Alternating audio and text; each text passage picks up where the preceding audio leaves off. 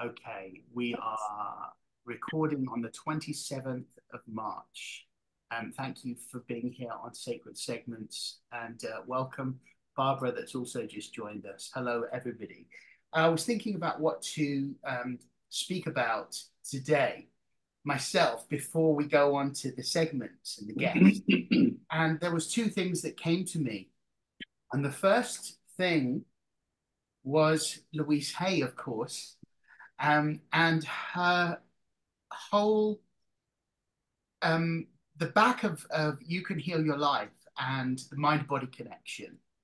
So I want you to all apply this to your own lives right now and think about where in your physical body are you holding any kind of illness or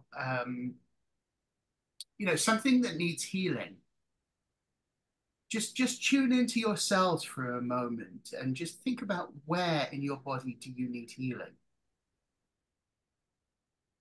For me, it's always legs. Legs is something that carries us forward. And according to Louise Hay's philosophy, I'm just going to briefly go over it, and I'm going to just change the lighting to get some light so I can read. As you look through the following list, which is at the back of her book, You Could Heal Your Life, and it's also in Heal Your Body, you can find a correlation between diseases and the mind-body connection. So a good way to use the list is when you have a physical problem is, number one, look at the mental cause and see if this could be true for you. And then sit quietly and ask yourself, what could be the thoughts in me that created this condition? And number two, out of the 4-step process is repeat to yourself, I'm willing to release the pattern in my consciousness that has created this condition. I'm going to say that one more time because it's important. I'm willing to release the pattern in my consciousness that created this condition. So just be willing to release whatever it is that's hurting you. Number three, repeat the new thought pattern or affirmation to yourself several times. And not only repeat it, but feel it. Feel the vibration of the words and start to plant that seed. And number four, assume that you are already in the process of healing. It's happening now. Whether you think of, and whenever you think of the condition, repeat the steps, the 4 steps. So coming back to ourselves and thinking about where we need healing. In your own mind and in your own time, and not only during the course of this session today, but into the future. And I'd like you to share with me on the Facebook group anything that comes to mind, where your physical condition is, only if you want to share this, and what affirmation can you create to heal yourself? Okay, and I'm also going to be doing this for myself. I'm actually working with an eating disorder specialist at the moment, and I'm doing daily mirror work, or I'm supposed to be. I'm also speaking to my inner child daily as part of that therapy and going into conversations with my mother. It's deep stuff, but I've got so much resistance, right? Okay, so that was the first thing, the mind-body connection. Welcome, Barbara, if you didn't hear me as you were joining. Hello, lovely to see you. Hi. Hey. So one more thing before we hand over to the segments, and I'm going to start with Melanie after I finish speaking. This is just going to take a few more minutes. Okay. So the other thing was, and I've shared on the Facebook group about this, the Ascended Master El Moira, and I don't know if you've heard of this being, but they were inspirational in the foundation of the Theosophical Society and Madame Blavatsky's work. El Moira is said to be a member of the Great White Brotherhood, who are a collection of ascended masters of many races that live both physically and non-physically on the planet at different spiritual retreats. Elmoira was an Atlantean priest that incarnated as different beings at different times, including one of the three wise men and King Arthur. Mm-hmm. And he was there at the presence of the birth of Christ, of course, as well as other people. He was an Atlantean priest, an astrologer, and an astronomer, and also master of the first ray, with red being his color, and is all about divine will rather than the lower will, also associated with water. And as I said, one of the three magi or magi, however you want to pronounce it. And I'm just going to read the invocation to Elmoira so that we can collectively, as teachers and bringers of light and love into this darker at times, be imbued with that energy. So here we go. Let's all just take a deep breath. Beloved Elmoira, who serves the divine light, please come to us now and escort us to a place of selfless service where divine assignments are made. Shield us from the negative thoughts of our own mind, as well as negative energy in general, and help us to stay centered in our commitment to learn, to grow, to be humble, to heal and teach with a positive intent and positive energy. Inspire us, give us grace, and thank you. Thank you, everyone. Thank you. Okay, just those couple of things that I would like to share. So, without any further ado, Melanie, would love to hear from you. Thank you for being here. Thank you, Alexis, for inviting me. And I don't know if I told you, but I'm actually writing a book. I have 10 stories about Louise Hay, and it's called Loving Life to the Last Lick, Lessons and Adventures with Louise Hay. And I think you'll enjoy it. And so I thought next time perhaps I could share some of the stories that I had with her, which are very, very revealing. And it's so nice. It's kind of to pull back the curtain on someone who is so loved and to show the real human side and the funny side of her too. So today I thought I would share a personal story. I don't share personal stories too often.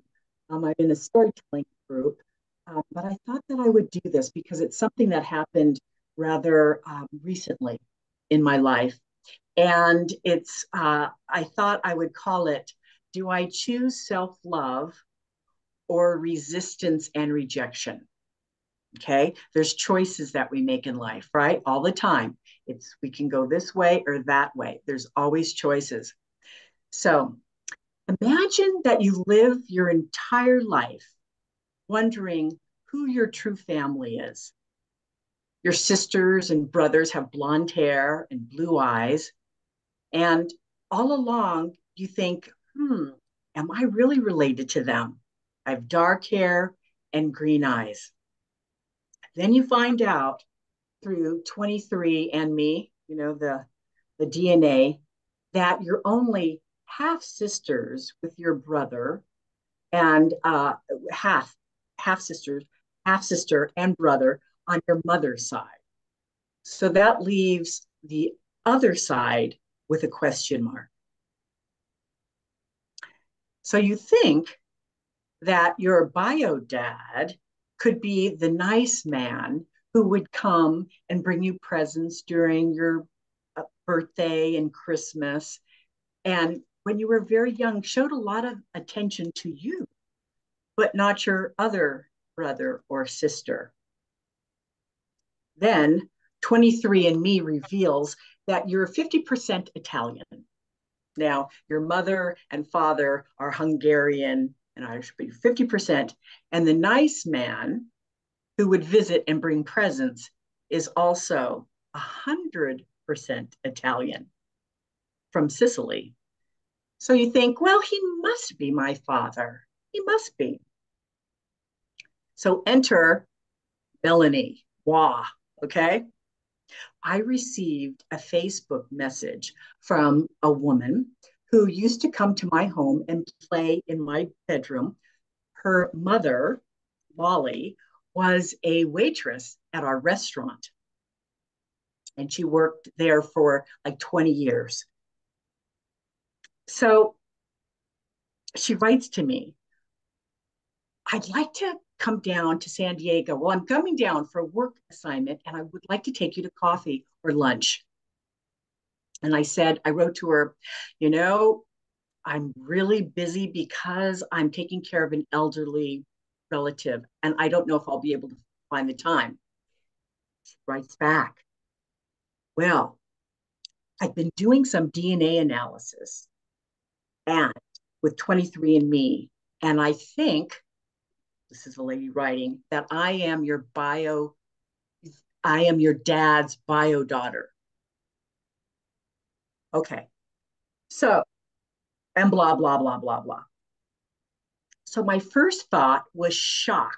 Like, what in the February are you talking about? I felt that these shards of glass of emotions going through my body, like, she's got it. No, my dad wouldn't do a thing like that. Of course not. He wouldn't. But he's Italian. So I kept saying, no. I totally rejected it, resisted it. Oh, no. And then I wrote, I thought to myself that if I was sitting across from the table meeting with her for the first time and she tells me this stuff, that I would probably have sprayed out my coffee and would have just screamed and run away. So that, thank goodness that didn't happen. So I took a really deep breath and then I read it again, what she said. And I said, oh, no, my dad couldn't do that. My dad couldn't do that because my mom told me that my dad couldn't have children. That's why he adopted me and my two older brothers. So no, he could not be the culprit. So after the shock kind of wore off and definitely the resistance and rejection to her, I said, you know, I wrote to her, I said, I'm sorry, but I cannot help you. I am not biologically related to my father or my parents, so I cannot help you. Shut the door. I totally shut the door. I resisted her, I rejected her. And then I thought, after a while, I'm not going to do to this woman what others have done to me. When I looked for my biological family, I had a private investigator meet with the fellow that said that the doctor that told me that this man could be my biological father and his son. And they looked at my picture and immediately they said, no, we will not meet with her. And so I felt this rejection. I felt this dismissal. And it was such a horrible feeling. And I said, I'm not going to do this to this woman, whether she is, the bio daughter of my dad or not. I'm not going to do that to her. And what's interesting, we met this past week and I saw her and she had sent pictures back and forth and I saw her from a distance and I had gotten a table sitting outside Little Italy of all places in San Diego. And I waved to her. I said, come on over. And she comes over and she puts out her hands like that. And I grabbed her hands and I said, oh, come on. And I gave her a big. And at that time, tears just poured down her face. And she said, thank you so much for meeting. Thank you. She said, if you would have said, I don't want to have anything to do with you, I would have stopped right there. I said, no, this is the Italian way. family is who you love and who loves you. Come on, let's sit down. And we had a great meal. We talked for an hour and a half. I kept my heart open and I didn't resist her. And I thought, this is self love. I'm doing it for myself. I'm doing it for myself because I wanted to feel the love that was possible between two human beings. And also, I would say to myself when I first started this conversation, I don't want a sister. I don't want other relatives. Because I was talking to her, I wanted a friend and I wanted a friend in her. So, what I wanted to share is that sometimes we're so resistant to things and we want to reject things right out, but allow ourselves to open our heart and see that we might just have a new friend or a new relative.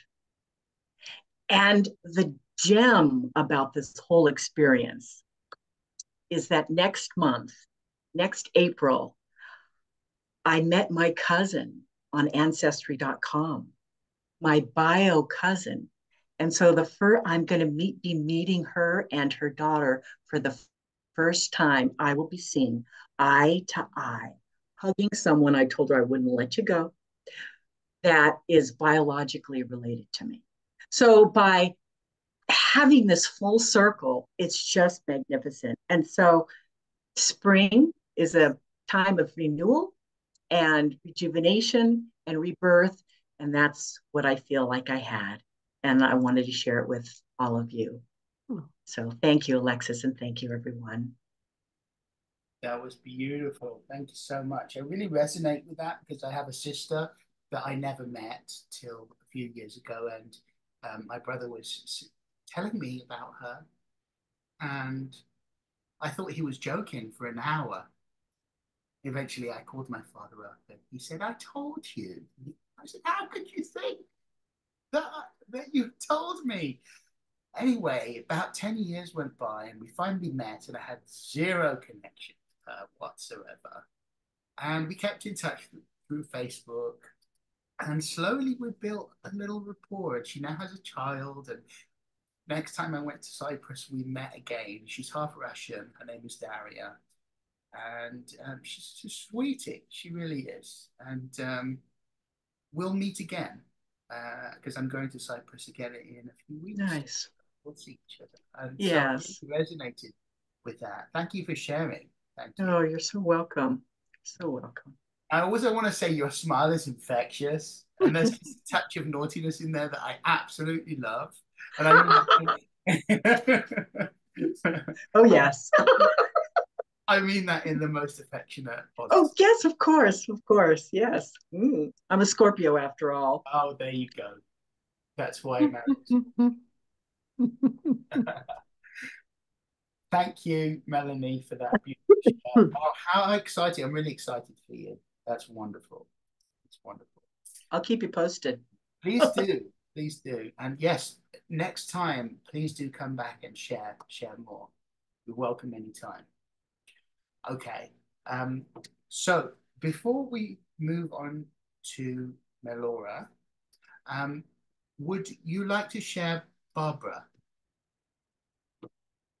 So you're going to talk about heart math, right? Yes, I am. Really excited to learn about. If you would like me to. Yes, please. Go for it. Okay. First of all, I'll just explain. I'll keep to my time. I've been practicing this, keeping to my time. It's one of my challenges in life. Yeah, I've been using HeartMath for many, many years, since about 1994, because I'm dyslexic and I am a specialist in dyslexia, and I've worked with young people. I started with little young people, and then over the years I've worked with older teenagers and such, and I find that HeartMath is incredibly valuable because it helps people to really connect with themselves. And many of the young people, especially the teenagers, disenfranchised students, I'm now working with people in their 20s, entrepreneurs or people hoping to be entrepreneurs who are fighting with lack of self-esteem, etc., etc. And HeartMath enables you, because you're looking at your heart rate variability, and you can see in real time how even a passing thought, can affect your heart rate variability. And in fact, something such as, what am I going to have for tea, can have as dramatic effect as thinking back to a trauma. In fact, one of the things I've learned over the years, it's the continuous short moments of thought which take us away from the here and now, which actually have a larger impact with us on a regular basis, because it's like we're juggling balls and the balls keep coming at us and we're still juggling the balls. When we're dealing with a real stress situation, a trauma situation, we build up skills, muscles, ways of managing that. So it's a little bit different. So one of the best ways to explain that is I'll show you the interface. May I have the screen, sir? Yes, I'll make you co-host. It'll just thank take you. me a few seconds. I can remember how to do it. Thank you very much.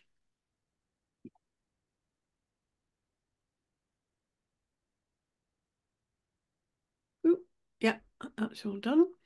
That's right. done. I'm going into share, but there we go. That's wonderful. Da-dee-da-dee-da. That's the one. Share. Et voila. So, so basically, yeah, I'll take you into a reading. There we go.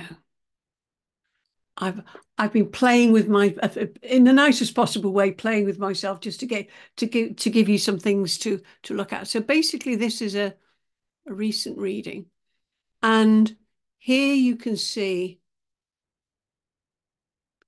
we've got low coherence, which is when we are in that ongoing stressful state, day-to-day issues, etc., etc. Then we've got the medium coherence state, which is where things are beginning to, there's this level of cohesion and coherence, but it's kind of bumping around a little bit. Every now and then you find the perfect place to park your car, but not all the time.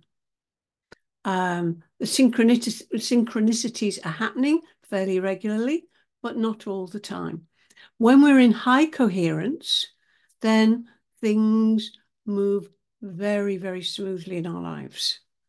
And so the objective is to find this space of high coherence. And we do that by working with a very, very simple breathing technique. And from this reading that you've got here, so everything there is in green. And it's the gaps between that we're interested in. This is where the heart rate variability is of interest to us, because I also do research, HeartMath research as well. So when we get these lovely smooth movement here, that's really when we're in. Well, you can imagine, when working with a student who has really had continuously difficult times at home, in school, they're not even recognizing who they truly are. When they can get into this kind of zone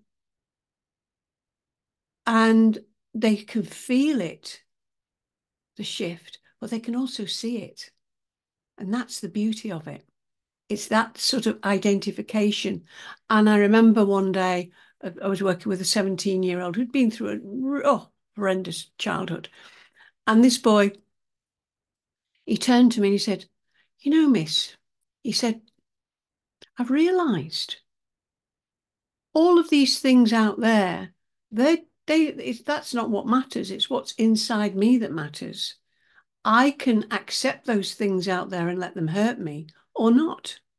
He said, I'm the captain of my ship, aren't I? And I said, yes, you are. And oh, it was so beautiful. So within this is the M Wave. I've got the M Wave Pro Plus because I use it as a professional. So this is the M Wave, which most people would see. But the lovely thing is I can go deeper. So here we've got the spectrum average. And with the spectrum average, can you see that okay? Yeah. So here we have this area here between 0 to 1, particularly this far side. This is mental thoughts, mental chatter, depression, bipolar. All those things tend to be located in that area. And my bar is in the way, my Zoom bar. So I don't quite know how to move. I can move it up, can't I? Yay, that's clever. Yeah. So this area here shows physical anomalies. Very often, if I see people with great lumps and bumps in this area, I usually recommend they go and see a doctor in the kindest possible way, because this is really, we can start with things like cancer, with all sorts of conditions 2 or 3 years before they actually occur. And it's this emotional irregularity can be causing problems in the physical body. So this area here is related to the physical body. This area here is related to our mental state. And this is really where we want to be in this peak area. 0, 1 hertz is the frequency of the planet. And when we are able to resonate with that, then it's bingo time. So this isn't quite 0, but it's good enough. I'm very happy with that. So I'll just quickly show you another one. There you go. So, you get all sorts of variations in the reading. And you can see with this one, spectrum average. Yeah. So that was a bad day. But I was making it worse on purpose in order to kind of, get the negativity in the reading. So you could see the contrast. And you can see over here, we've got the low coherence, the medium coherence, and so basically we've got 100%, and it's always splitting itself between that 100%. And this is, this is what we do to ourselves. It's fascinating. I mean, you can see those physical things starting to cook up. So let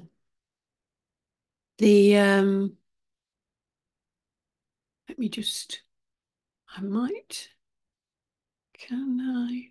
I think I'm going to have to stop the share for a moment and go back into the other area that I wanted to show you. There we go. Yeah. So, yeah. There we go. Okay. So this is can you see that? Yes. Yeah. So this is basically how we do it. And it's so simple. We started on this very, very simple stage, and then we just add more layers to it. So heart-focused breathing is a simple activity you can do anytime, anywhere. You can do it with your eyes open or closed. So nobody needs to know you're doing it. You can even do it as you're driving your car. You can even do it when you're in a traffic jam. It's wonderful. So to begin, put your attention on the center of your heart or your chest. And I nearly always, when I can, without being too obvious, place my hand on my heart. And then as you breathe as if you are breathing directly into your heart. So just try it for yourself. Place your hand on your heart. And just breathe in through your hand as if you're going directly to your heart. And as you breathe out all the problems or challenges you've had for the day. And breathe in through your hand. And breathe out. And each time you breathe in, you're breathing in loving care for yourself. So you're breathing in loving care for you. And you're breathing in, you're allowing it to spread all the way through your body. And as you breathe out, you're just simply letting go. And then you just allow yourself, after a few breaths, to breathe a little deeper. So we breathe in, 2, 3, 4, 5, and breathe out, 2, 3, 4, 5. And breathe in, 2, 3, 4, 5. And breathe out, 2, 3, 4, 5. Just carry on with that for a couple more breaths. And what's happening is not only are we developing coherence ourselves, but we as a group are also becoming coherent. So we are interconnected in that coherent field. If we had people around us, if you were sitting in a cafe or with friends, your coherence would actually be affecting them in a very positive way. So you can shift a space as you become more deeply coherent, you're actually shifting the space around you. Yeah, that's how powerful it is. That's time, Barbara. Okay, thank you. Thank you. Welcome. Okay, that was great. So if we could just have maybe 1 or 2 minutes of questions, and then we'll hand over to Meylora. And we've gone over time, but sorry, but just need to remain flexible within a few minutes. Any questions? Not a question, just an observation. It's very interesting because I was guided to do something similar to this heart breathing in my work when I do sessions. Like before we go into the shamanic journey, I have everyone breathing in and out through the heart. So I think it's wonderful to learn that this is a technique that has been proven to work, and it just thank you for that confirmation. You're welcome. You're welcome, Anna. And one way you can actually take this into your own work a little bit deeper is as they breathe in, you can visualize a place that's very special to yourself. It can be the beach, it could be a forest, it could be somewhere where you feel really deeply connected. And then as you breathe in, you are in that space and you hear the sounds, you smell the smells, and that really brings it into a very, very visceral, multisensory state, and that enhances. So it'd be lovely to know. It'd be lovely for you to play around with that. Thank you. You're welcome. Anybody else? Yeah, I would love to share. Barbara, I have a resource for you that could be helpful. A comrade in terms of your dyslexia work that you do. So I'd love to email you or connect you. Oh no, I would love that. Okay. I'll just send you my email address. Okay. All right. Okay. Excellent. Lovely. Great. Okay. Thank you. Thank you very much. Much appreciated. Anybody else before we move on? I would just like to say it was an amazing revelation that we can influence others around us through that breathing technique. I mean, it's kind of similar to when, you know, people around you start to have the same thoughts. It's that kind of thing, right? That's amazing. Thank you for that, Barbara. It's great. You're welcome. You're welcome. So, Meylora, Before you go into your time, I just have a question for you. What is quantum healing? Hmm. Oh, you're muted.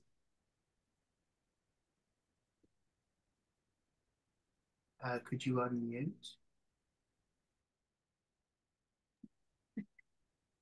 I'm sorry, I didn't hear what you said.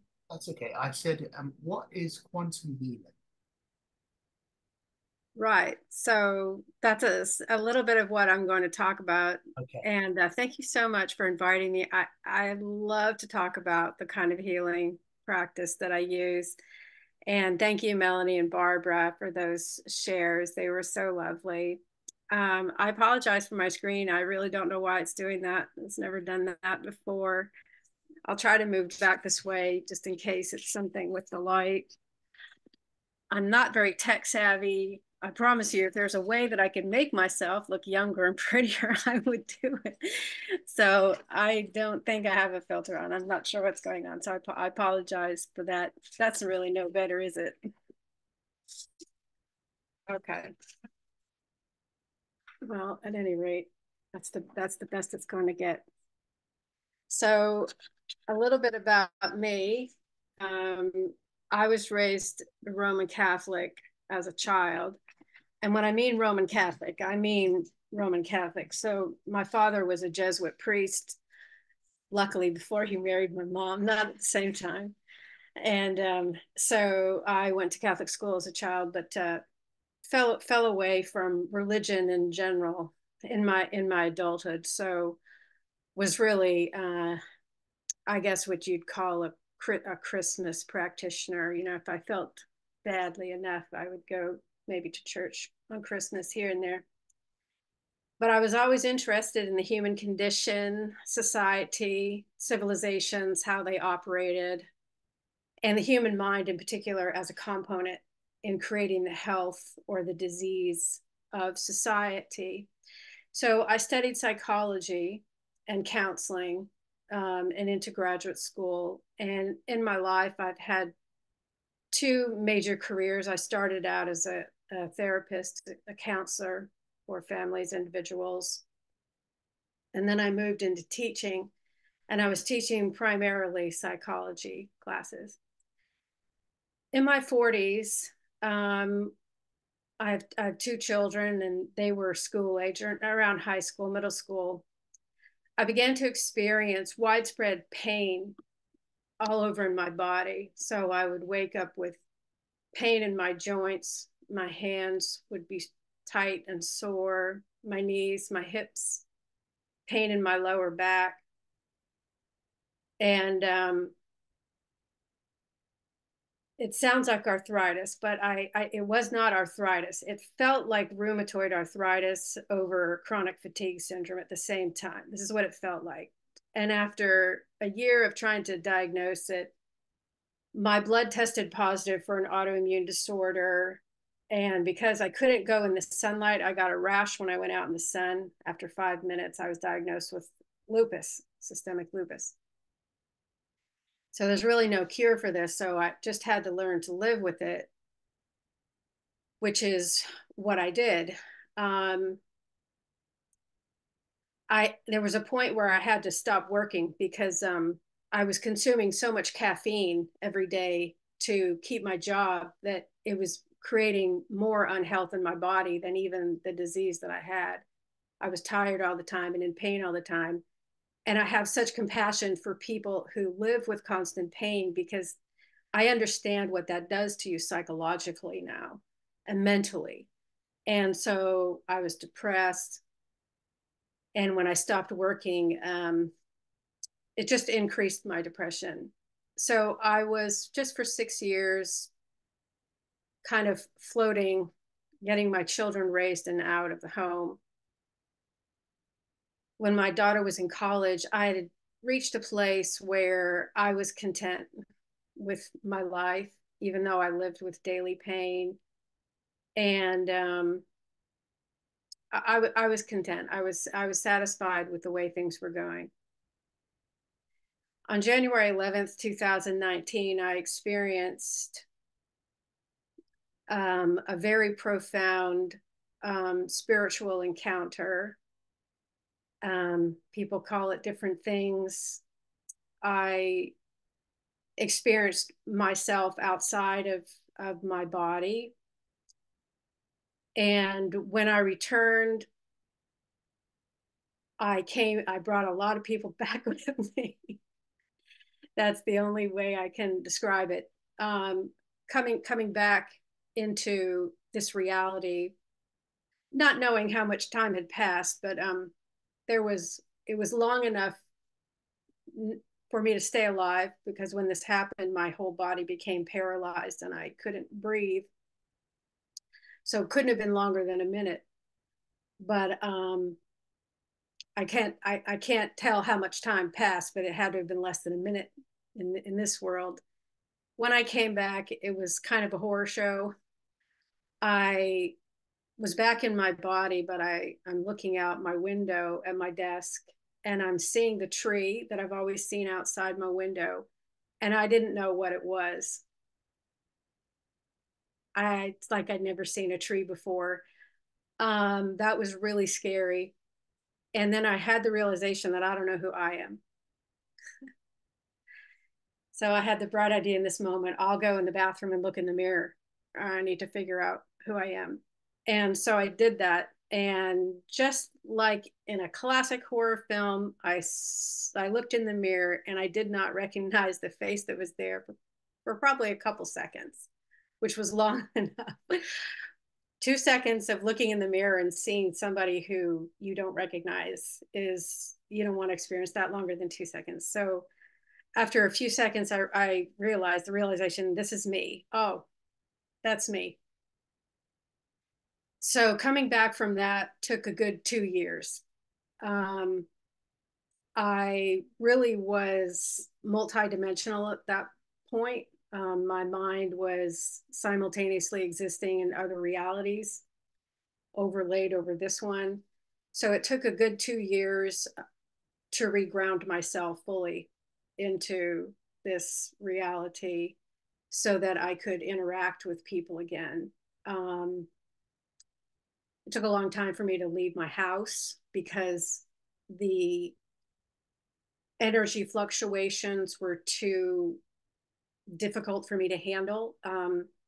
It was difficult for me to go grocery shopping because entering a grocery store, for some reason, something I always loved, I used to love to shop and even grocery shop.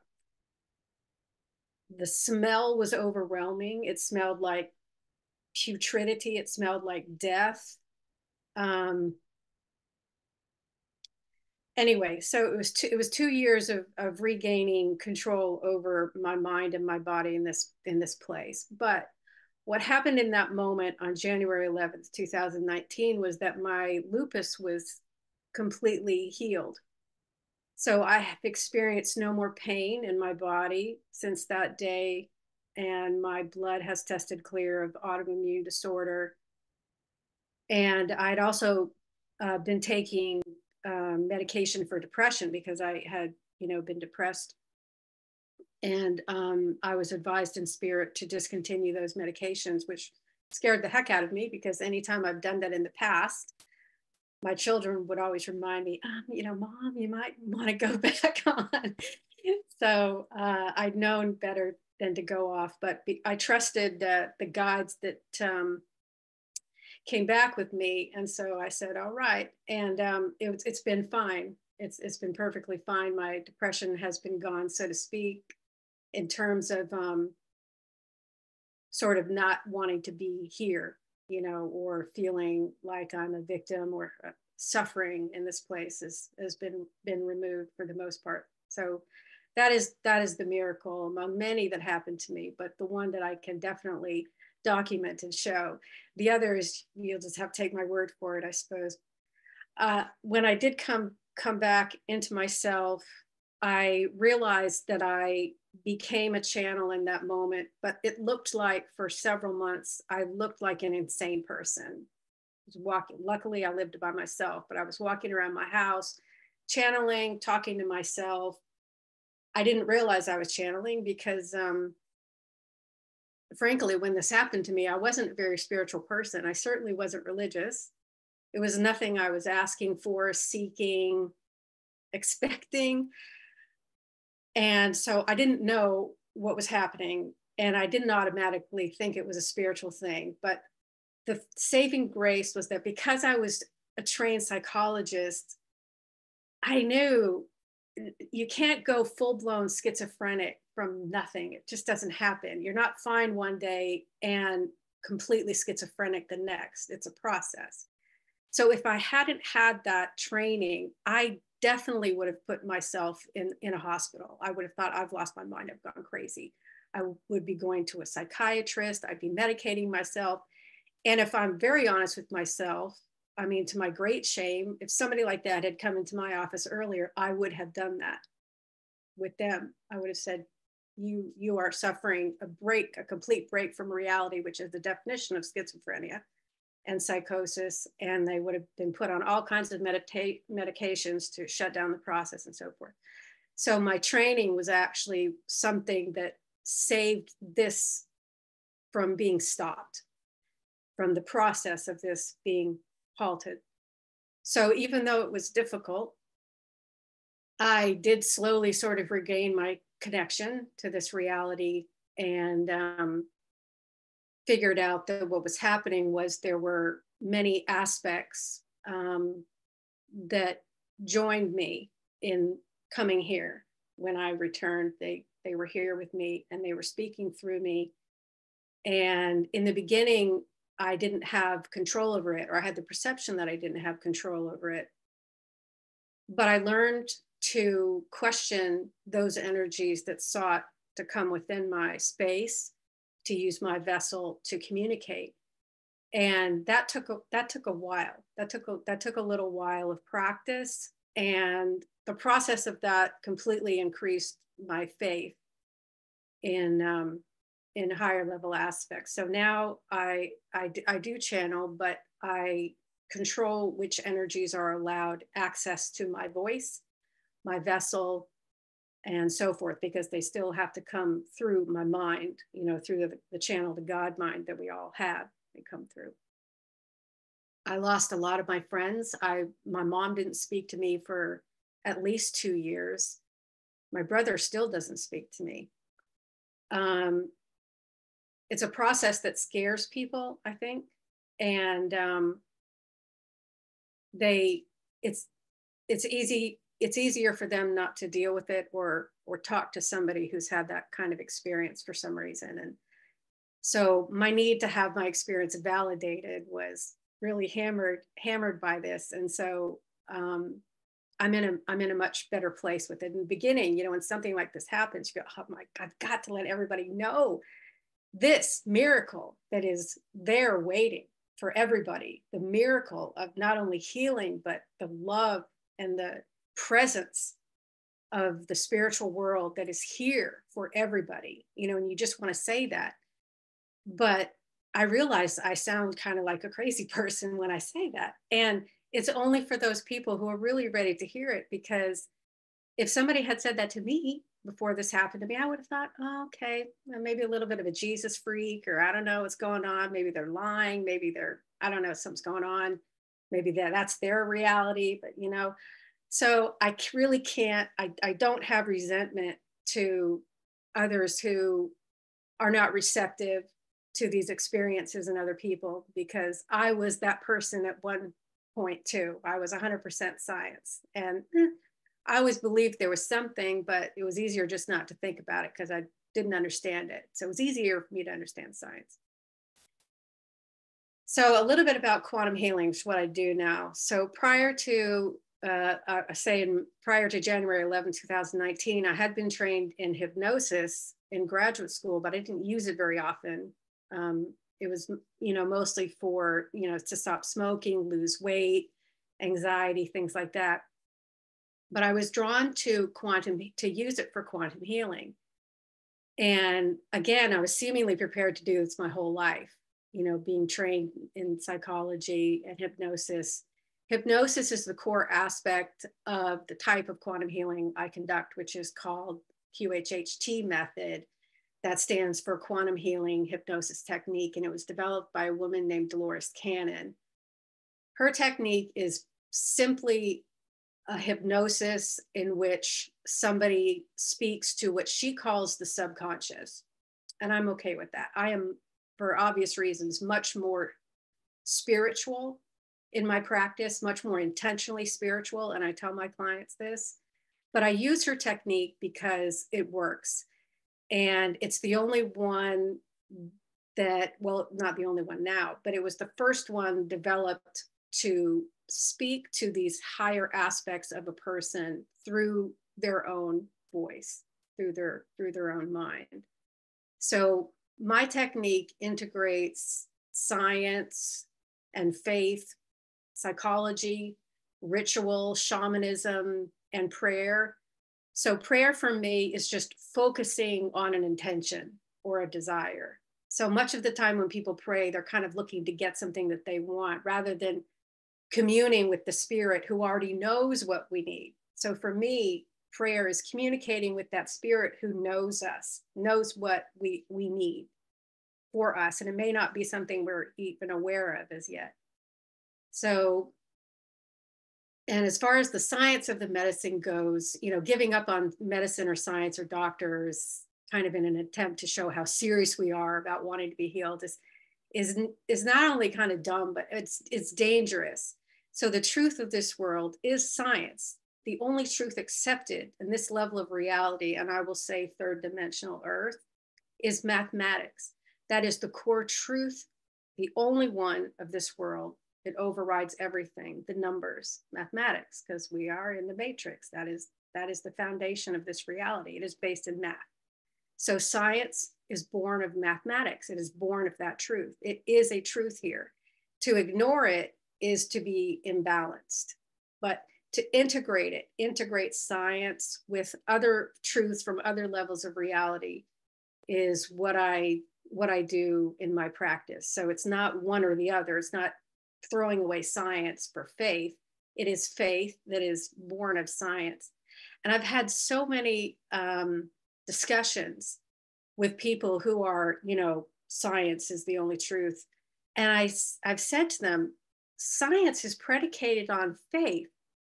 And I say, what do you mean that there's no faith in science? It's facts. And I said, well, listen, if it's not faith, then every scientist would say, well, we've learned everything we need to learn. There's nothing we don't know. So we're done. Close up all the laboratories. We're done with science because we know everything we need to know. But they don't say that.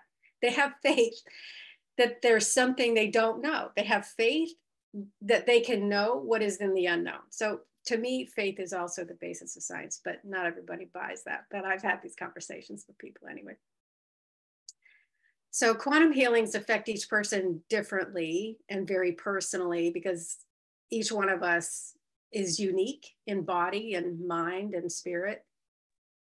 The primary purpose of a quantum healing in general is to target those areas of your body that are seeking relief from chronic or persistent pain and suffering. Sometimes it's a chronic physical pain in a particular area of the body. Common one is persistent headaches, particular body aches, or other physical manifestations of discomfort.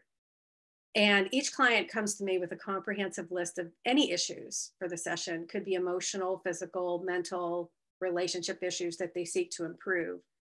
And I certainly don't make any guarantees about what people experience because everybody is unique, but I do guarantee that faith is the guiding principle of the process. And the goal of any of these sessions is a permanent reduction in the negative symptoms. Its purpose is really to create the space for that miracle to occur within that person. Before the hypnotic session begins, we discuss any questions they have, or I explicitly call it whatever they want: higher self, oversoul, God. Some people have come with a particular spirit guide, and I can call that forth as their higher self. In addition to health or body concerns, many people choose to talk about troubled relationships or issues at work, future plans is a big one, anxiety about future, what they should do, things like that. And when they enter this deep state of hypnosis, the channel to their higher self is open and clear in this state that they are.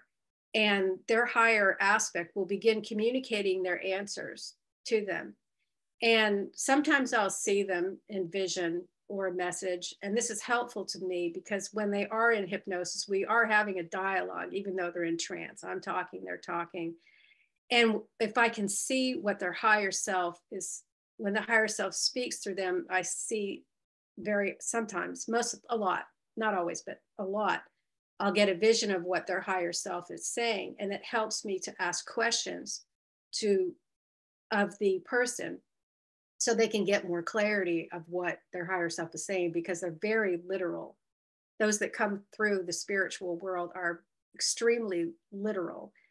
And many of them are without language, what we would consider language. So for them to give me a picture or a vision is almost it's a whole book. And I can see the picture and I can often interpret You have that. 5 minutes left. Sorry? You have 5 minutes left. Oh, thank you. So let's see, what else could I say about it? So being in this state of hypnosis is really essential for the quantum healing to be effective. The channel between you and your higher aspects is always there, but in most people, the mind blocks your awareness of this connection. And so in the process of quantum healing, it gently puts that active mind to sleep through hypnosis so that this channel can be activated and revealed, you know, in a state of deep trance.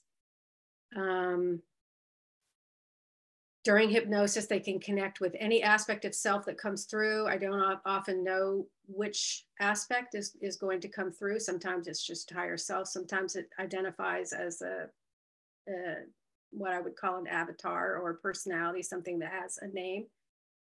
And it comes through with information that client needs to hear at that time.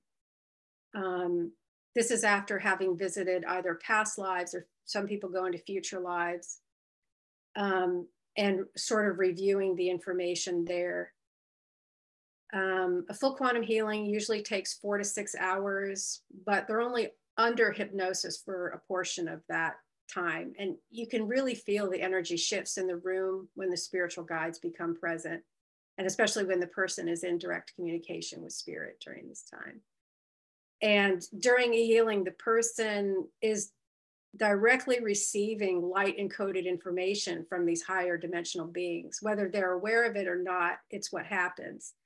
And oftentimes what they say, or what I'm called to say to them, are kind of triggers for this expansion of consciousness that's contained within these messages. So those who come to me who really have successful, well, every session is successful, but who really get the most bang out of it, will say, are in a state of very low resistance, you know, not a lot of fear and anxiety, very low resistance and a high frequency. Some obstacles that clients may have in the sessions are usually emotional, involving past trauma in this life or another life. A big one is past what I would call religious abuse, or negative experiences with religious figures or religious institutions in general. This can be a great obstacle to the session. Lack of forgiveness or resentments also serve as a form of resistance. Yeah. So I'll stop there. Thank you, Meylora. You're welcome. Let's open for questions. So anybody have any questions? I have a question. Yeah. Do you want to go, Carl? Okay. No, you go ahead. Okay. So you mentioned, Meylora, that it's about 4 to 6 hours to have this session. Is there any way that you can have a positive result in a couple hours, let's say, you know, a lot of people can't spend like 4 to 6 hours on something. I know I wouldn't be able to, but do you have something, let's say, that you can do hypnosis for 2 hours or something like that? Or do you have shorter sessions time? Yeah, so I really don't keep a client under hypnosis for more than 2 hours. So occasionally it'll go over 2, but I really don't like to do that unless it's really necessary. So the hypnotic portion of the session is only 2 hours. And the rest of the time is talking with them, establishing a level of trust with them, because people sometimes are, especially if they haven't experienced hypnosis before, have a level of anxiety about losing that kind of control and being under hypnosis. So it wouldn't be very successful if I just brought them in and sat them down and then put them in a trance and they don't know who I am. And so we spend at least a couple hours getting to know one another, and I discuss with them their questions and their issues, what they're bringing to the session. And sometimes if they feel like it, there's a discussion following the hypnosis. Sometimes they have questions about what happened, especially if I channel. I never know if that's going to happen, but sometimes a guide or a channel will want to come through for that person. And sometimes this happens under hypnosis, and sometimes it happens before the hypnosis. And then we would discuss that. There's things that want to be conveyed to that client at that time. Yeah. So I do tell people, just set aside, a whole day, minimum 4 hours. And it's supposed to be a one and done. There's no, I'll see you in a week or anything like that. It's a once in a lifetime. And when they leave, they are as healed as they are going to be. Thank you. That's what I believe. And some of my best sessions have been, I had a guy come in, I'll just call him Joe, and he very nice guy. And he came in, first thing he said was, I just want you to know, I think all this bullshit. Oh, this is great. And it turns out his wife, really was pushing him to do this, and he loves his wife so much, he wanted to do it for his wife. He came in with tinnitus, which is a very, very common ascension symptom, especially right now, but it had gotten so bad for him that he, wanted to come in for this. But so I don't know what I was saying. I was thinking about him. Your level of willingness is, or the level of willingness of the person who comes in is really critical. But he came in with love. So even though he thought the whole thing was nonsense, he came in with that love for his wife, and that was important. We have just under 4 minutes before we're going to move to the next segment. Carl, your question. Yeah, I had, I guess, maybe 2 questions, but the first one I was really interested about the time you said after the incident in 2019.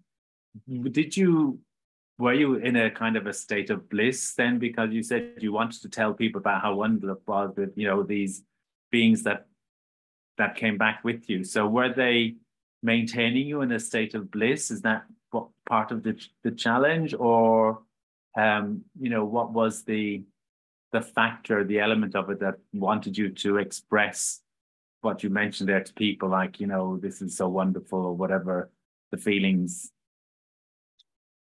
Yes, there were many moments of what I would just call ecstasy. So the angelics that were with me, their state of being all the time is ecstasy. That's all they feel. The closest I can describe it, I don't want to make it crude, but it has to be crude, because everything in this world that is a reflection of the spiritual is very crude, is the best orgasm you've ever had. So if you think at the height of that, you can't feel bad, angry, hatred, resentment. You just feel ecstasy. This is their gift to us. This is their nature. They feel this all the time. And there's certain elements that they express themselves as a song.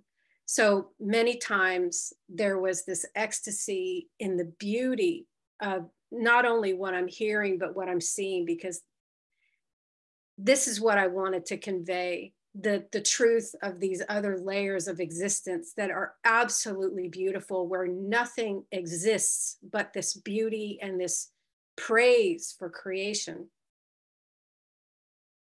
I did want to convey that. And I really wanted people to understand that there wasn't really anything special about me.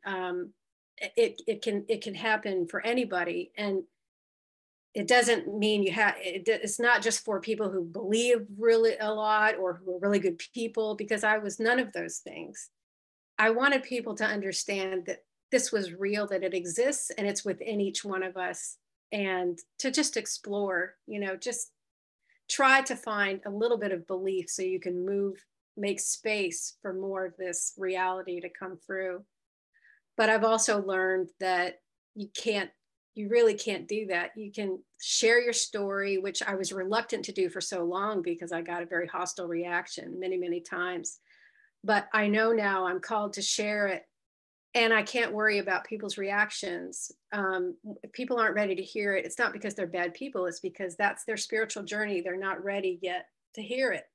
Well, so those people I feel who are going to be inspired or already going to be inspired, it has nothing to do with me. It's going to be their spiritual. And are those angelics still within reach for you, and those feelings of bliss, or is that something that was kind of the introductory offer and now it's, get back on and do?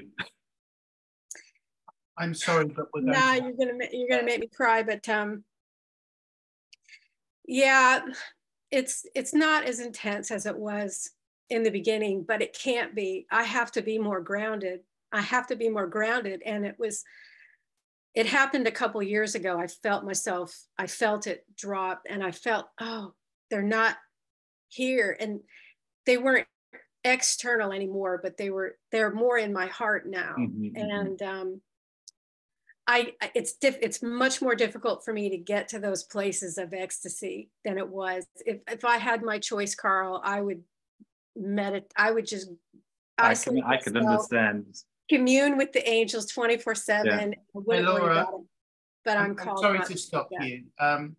I want to invite you back to speak specifically about communicating with spirit and prayer within a 10-minute segment, either on the next session or the one after.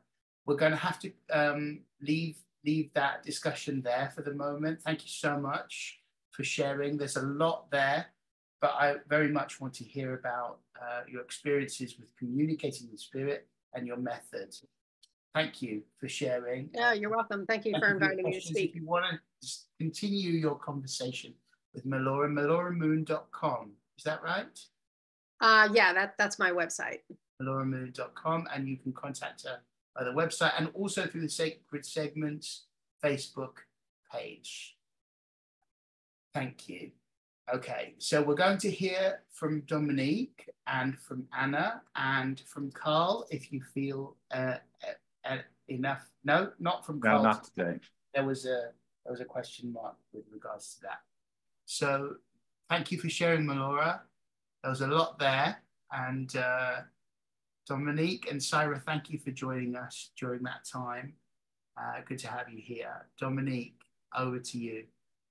Hey guys, how are you guys doing with the energies? Very strong, no? Yeah, I wasn't feeling well before we started, but I'm doing okay. Yeah, very, very strong. Well, okay, so Alexis asked me late last night to do something, so this is what's come through. So we're just going to do a little alchemy, and we're going to first do some clearing around the archonic veils. The archonic veils are these kind of veils of limitations that are placed upon humanity and obviously anchored in us individually to keep us limited in our conception of who we can be, in our opening of the heart, in our capacity to heal, in forward movement, basically. So I'm going to do some clearing around those, and we're going to ask your spirit teams to come in and basically orchestrate how much gets released. The next thing I'm going to do is I'm going to do some healing of your fields of consciousness, all the collective, the energy fields that create your subatomic particles, your cells, your organs, your health, your sexuality, your money, your work. So we're going to do some repair work on all your fields. Then I'm going to do some work on clearing lack and unmet needs, clearing that. And then finally, I'm going to do a last piece where sometimes energetically we do clearing, and we have some internal mechanisms that reboot what we've just cleared. So I'm just doing this last little tweak to stop any kind of reactivation of what we've just been clearing. So if you'd like to just close your eyes and just sit comfortably and just breathe easy.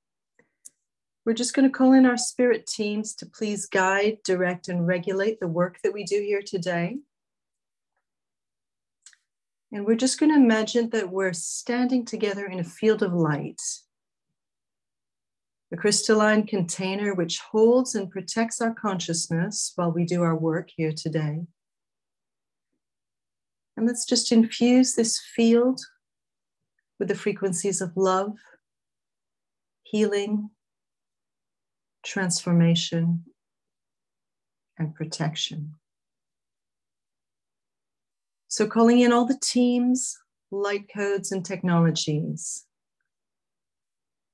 Please activate the Stargate. And please dismantle and remove all appropriate archonic veils as determined by each person's spirit teams, including all the mechanisms which generate and maintain their existence within your multidimensional matrix.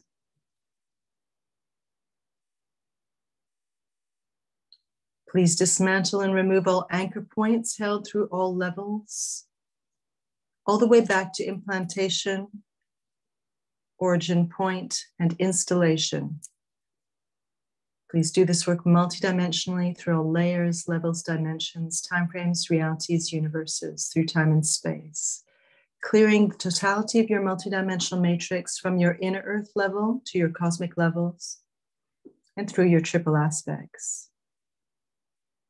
Please do this work going back through all generational lines to origin point and implantation there, clearing and removing 100%. Dismantle all docking stations and intersect points where the archonic veils meet and entwine within the matrix and consciousness of each one of us. Please dismantle all dependence on these limitations, all addiction to these limitations, all attachment to these limitations, and all identification with these limitations, which we falsely interpret to be our comfort zones, our habits, our personal failings, our sense of self, human frailty or limitation, and all other interpretations, justifications, and anything else not mentioned. Please fully clear and dismantle all replication systems, all duplicates, tripwires, traps, folds in time, and anything else not mentioned which would reinstall these archonic veils.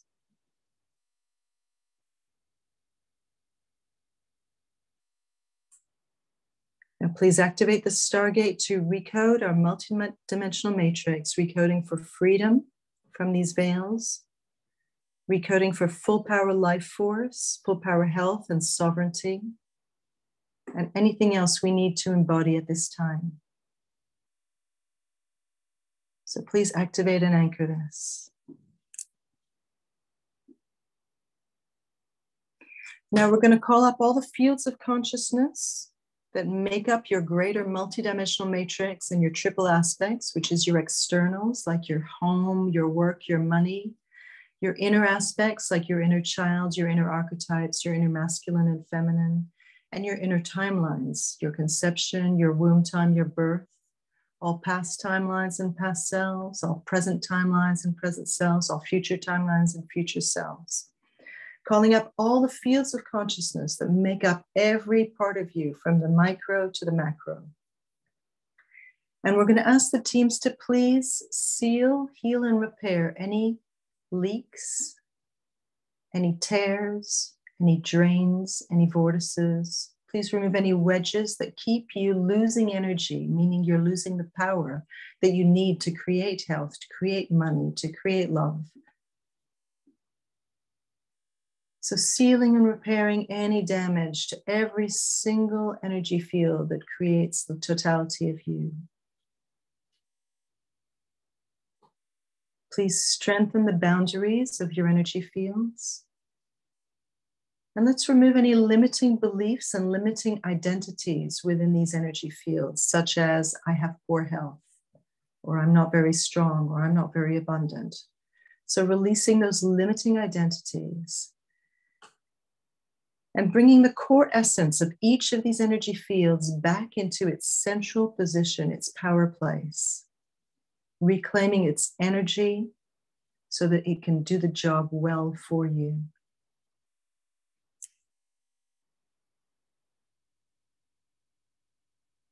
So please do this work multidimensionally through all layers, levels, dimensions, timeframes, realities, universes, through time and space. And now we're going to release all patterns and wounds around lack and unmet needs.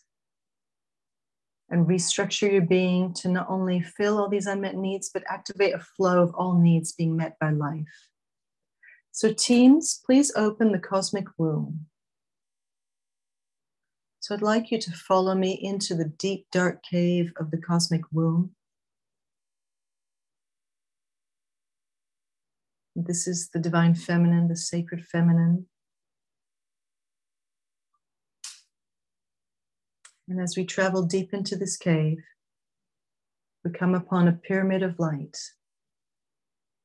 And this is the celestial temple which holds the frequency of the divine masculine.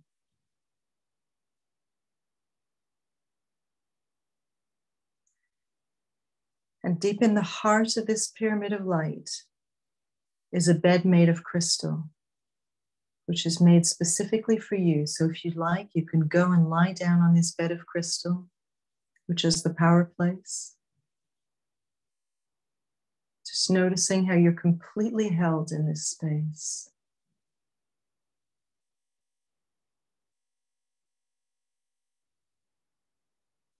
So we ask the teams to please clear all unmet needs from the moment of your conception.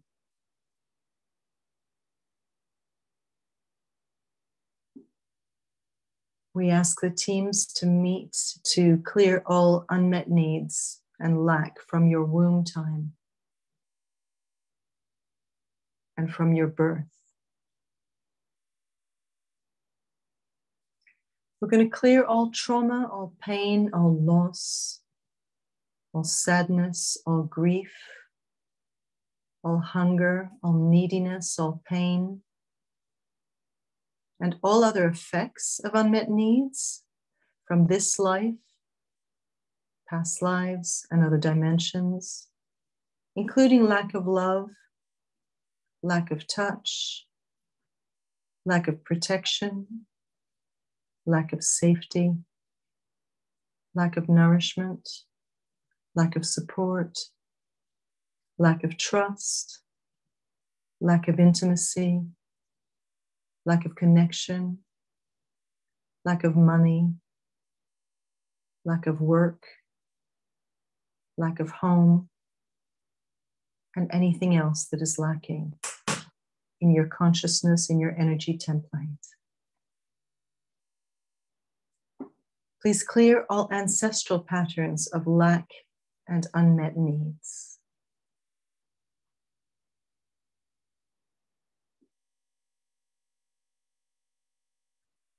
Please clear all past life patterns of lack and unmet needs.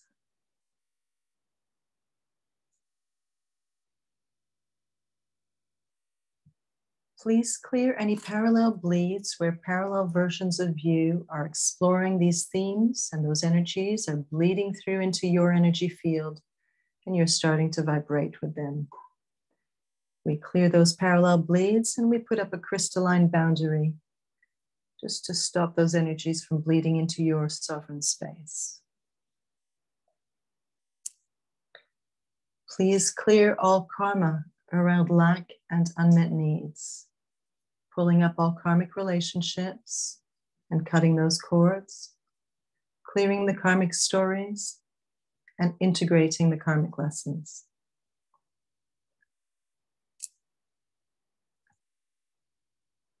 Please seal and repair all energy leaks, fill all voids, remove all implants and explants, clear all contracts and agreements, vows, promises, hexes, curses, to experience lack or have your needs unmet. Please rescind all permissions and clear your Akashic records of these explorations, placing those old agreements in the cosmic fire. We now rewrite your cosmic Akashics, activating a new relationship with life, a new contract with life where all your needs are met in abundance.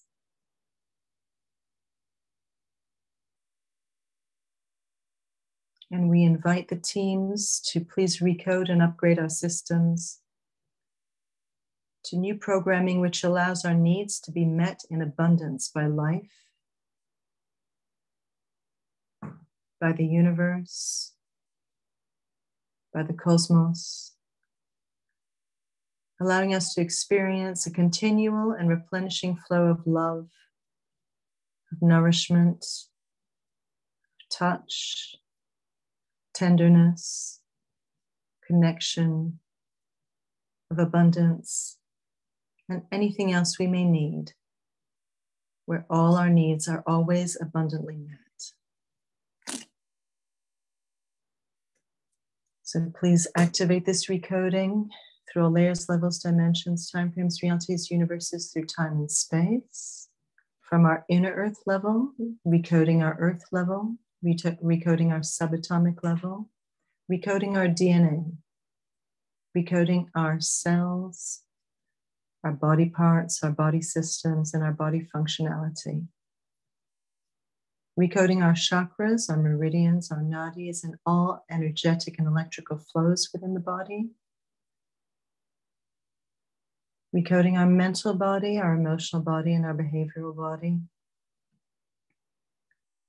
Recoding our energy body, our light body, our rainbow light body, and our soul, our dimensions, our star level, our angelic level, our source level, our galactic and cosmic levels. We recode our homes, we recode our work, we recode our time, we recode our money, we recode our health, we recode our beauty, we recode our rejuvenation, we recode our sexuality, we recode our relationships, we recode our creativity, we recode our freedom and our sovereignty, and all external aspects. We recode our identity, our personality, and our ego. And we release all old identities or false identities that we've been playing with that were attached to lack and unmet needs, releasing them, thanking them for their service, and sending them to 0 point. We recode our inner child, our inner mother and father, so our inner supporters, our inner critic and inner champion, so this is our inner voice, our inner masculine and inner feminine, and our inner archetypes. And we recall all lost parts, cells, soul, heart fragments, bringing them back through a divine filter and reintegrating them into the whole of who we are. And we recode all past selves and past timelines, all present selves and present timelines, all future selves and future timelines, our conception, our womb time, and our birth. Activate and anchor. And now finally, to prevent any reprogramming or returning of these things after they've been cleared, we ask the teams to please clear and remove all internal resistance programming in any shape or form from all sources and dimensions, which would impede the work that we're doing, the clearing, the recoding, the upgrades, the healing, the transformation, and the overall permanent shift in the area of the archonic veils, the repair work on the fields, and the recoding of lack and unmet needs. So please do this multidimensionally through all layers, levels, dimensions, timeframes, realities, universes, time and place, space, and recode the whole multidimensional matrix and triple aspects. Activating a permanent maintenance of this overall shift. And we activate this work, anchor it. Thank you. It is done. And we seal tonight's work in a cocoon of magic and miracles, blessings, love, and gratitude. The infinite power, potential, and possibilities of the cosmic field and the now point of power. We call in divine and cosmic protection, and we ask for real world tangible results and a reality upgrade, a life upgrade, an identity upgrade, and a cosmic upgrade as appropriate for each one of us. We thank our teams, and we can now unplug our consciousness from each other. Thank you. It's done.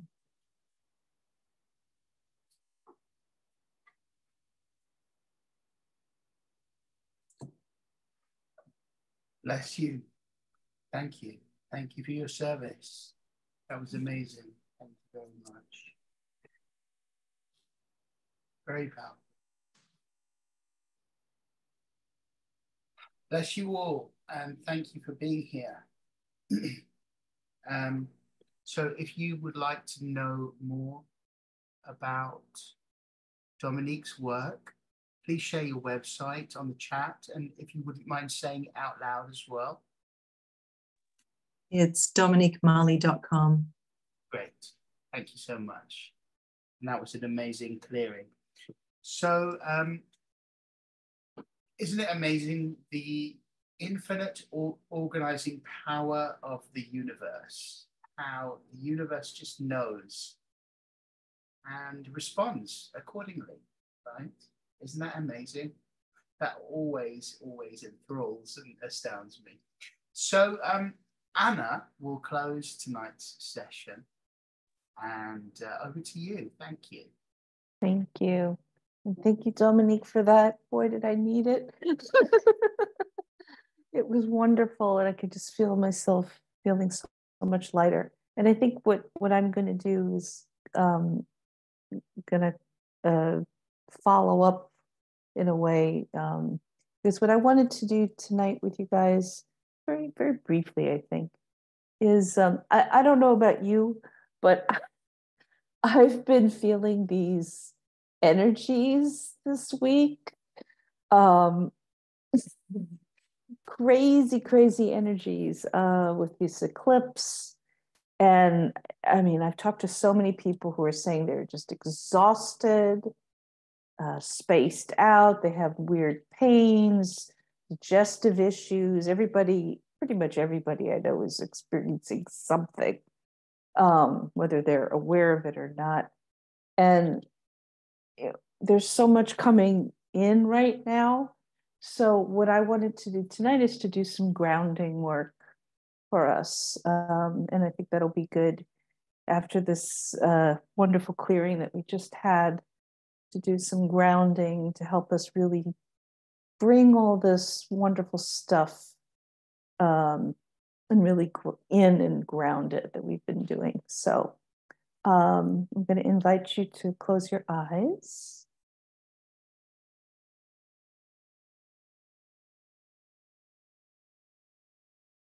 And just take a few breaths, and I'm going to suggest that you focus in at the heart center, breathing in and out through the heart.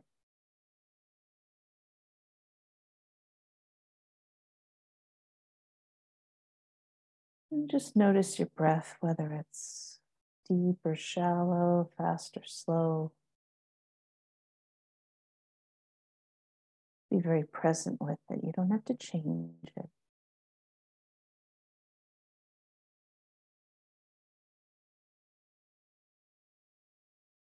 And let's call in all of our spirit teams of the highest light who wish to be here with us to assist in grounding and anchoring all these transformative energies that we're being rather bombarded with. So let's focus in at the root chakra, just at the base of your spine.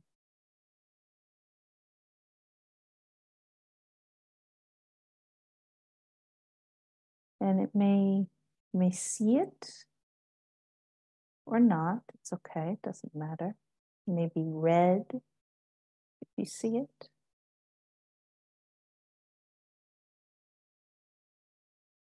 And we're going to ask our spirit teams to help clear it out, cleanse, and balance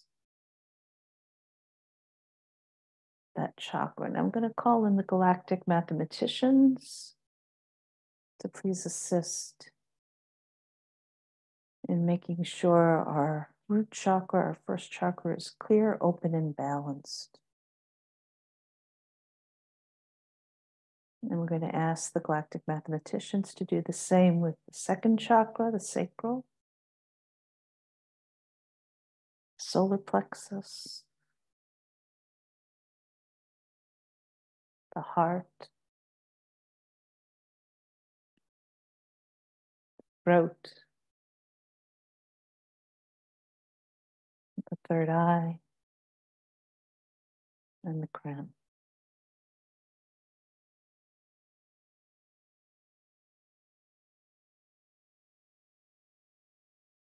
And then we're going to visualize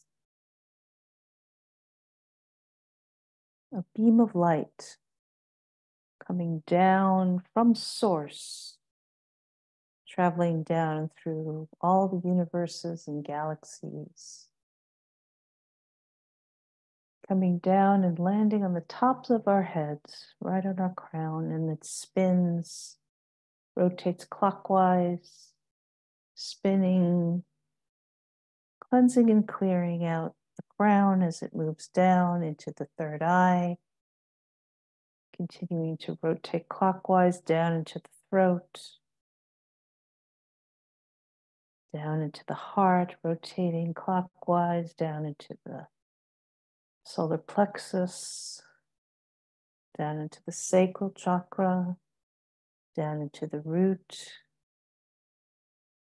and then down past the earth star chakra, and continuing to rotate down and go down, down, down, down, down, down, down into the very heart of Mother Earth.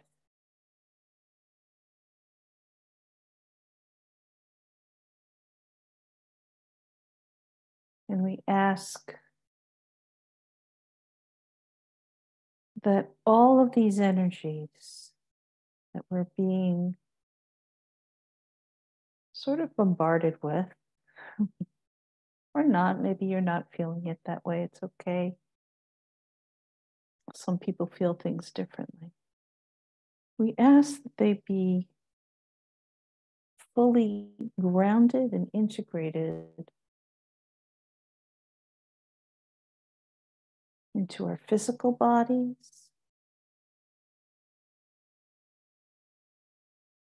emotional, mental, and spiritual bodies, into our 3D systems, our organs, our cells, our blood, our bones, our DNA.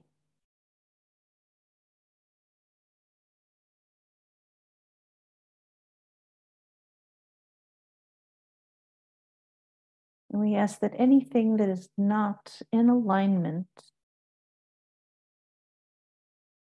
with these upgrades and new energies that have been coming in, new frequencies, be released down through this column of light,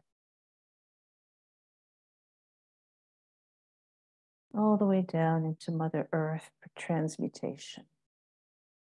everything we're ready to release and let go of that does not serve our ascension into higher consciousness in the new earth timeline. And we ask that roots come down from our feet, from the bottom of our feet, going all the way down to the heart of Mother Earth, to be fed with the richness of life on this planet, allowing Mother Earth to nourish us. From her never-ending, never-empty cup, her cornucopia of love and abundance.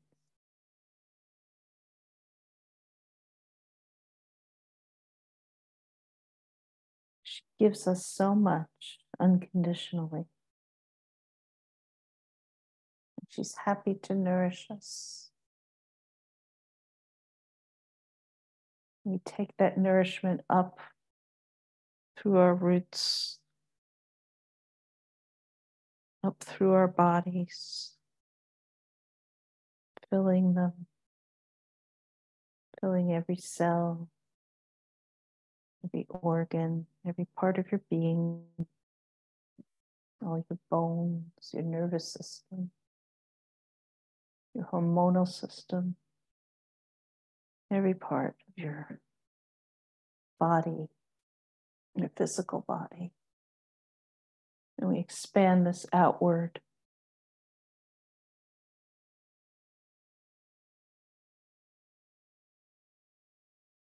Expanding our field, maintaining it in a grounded way. And know that you can expand and contract your energy field as needed. They want to remind you that you have the control over this. So there are times when you may need to bring it in, if you're in a crowded place, for example, and other times when you may want to expand it, when doing spiritual work, when communing with nature. They just want to remind you that you have the control over this and that you have the ability to ground, you have the ability to move these energies through your body. And they want to remind us to dance. They're saying that very clearly. Dance. Dance on our mother. So just feeling yourself very grounded, giving thanks to Mother Earth, giving thanks to all of your guides, your teams, and spirit of the highest light, giving thanks to yourself, to your body, your spirit, soul for being here. And give thanks to all these beautiful energies that are doing exactly what they're supposed to be doing. And so it is.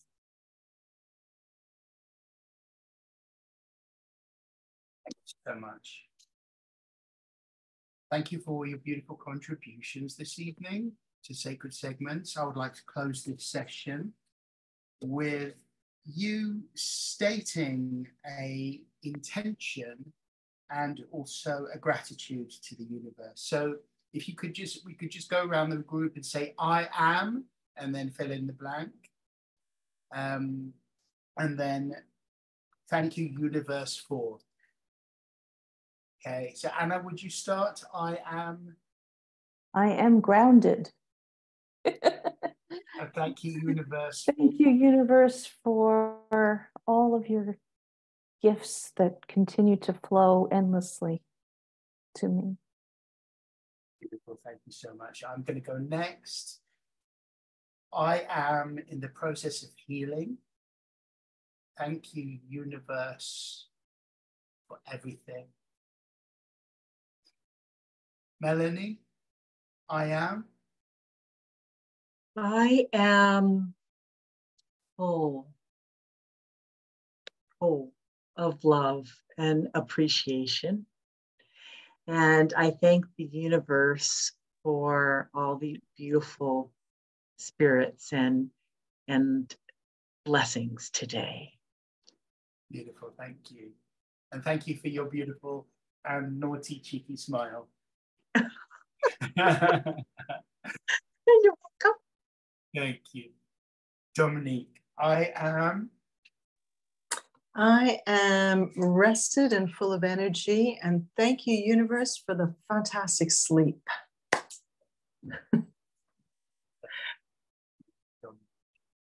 Syra, I am powerful. and I am abundant and grateful to. Yay. Thank you. Yay, love that. Nice to see you, Syra. Thank you. Barbara, I am filled with gratitude and appreciation and joy. Thank you all. Lovely evening. Beautiful. Thank you, universe, for Barbara. Thank you, universe. Fill in the blank. Yeah. What's your thank you, universe? What? Yeah. Oh. I thank you, universe, for being here, for being present on this wonderful planet. Gorgeous. Lovely. Thank you, everyone. Have a beautiful rest of your day or evening, wherever you are in the world. So awesome to connect with you. I'm so grateful for all of your beautiful souls and your energy. Thank you so much. And lots of love. See you next time, I hope. Thank you. Hugs. Bye. Bye. Bye.